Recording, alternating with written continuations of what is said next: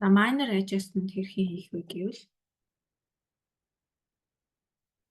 MCO cleaning-ийг гүйлгэний үед харуулъя.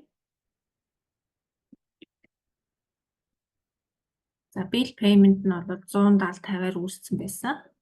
А яг төлөвтэй бол 170-55 гээд 5 цент илүү төлцсөн. За энийг хэрхэн adjustment хийх вэ?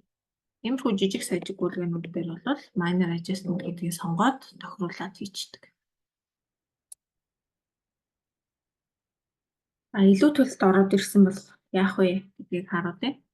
За энэ majestic contracting-ийн хувьд жишээн дээр харуулъя.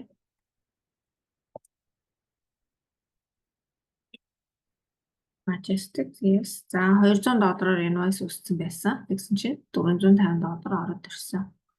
Одоо энэ $250-ыг яах вэ гэх юм бол new transaction receive money те мөнгө хүлээж авсан учраас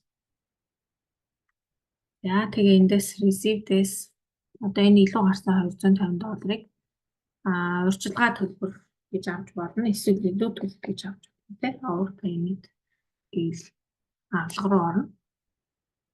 Урьдчилгаа төлбөр байсан ямар нэгэн юмны те үйлчлэгээний бараа бүтээгдэхүүний дэвлэмээр payment-ийг сонгоно.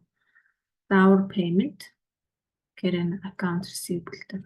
За ингээд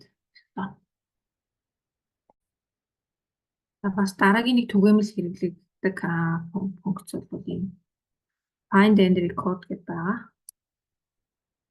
Энэ болохоор ер нь бол тухайн одоо дансуудад те гүйлгээнд ер нь зөв хойрлогдож юу гэдгийг шалгана. Одоо жишээлх юм бол за office-ийн зардал байлаа гэхэд зөвхөн одоо энэ office-ийн зардлын 453 дансан дээр те гарсан гүйлгээнүүд ингээ харагдж байгаа.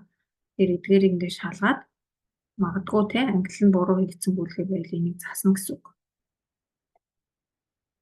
За хэрхэн засах вэ гэх юм бол энэ record дээр дараад за account нь өөрчлөгөө английн өөрчлөгөө энэ cleaning-ийн зардал байсан байна гэх юм бол те. За tax-ийн хувьд бол английн өөрчлөхгүй байж болно. Эсвэл өөрчилж болно те. GST.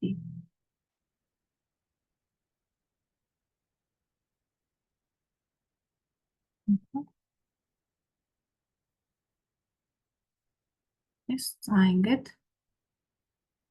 office cleaning-ийн дээр бичигдсэн байсан зардлыг энэ 408 буюу cleaning-ийн данс руу оруулаа гэж байна.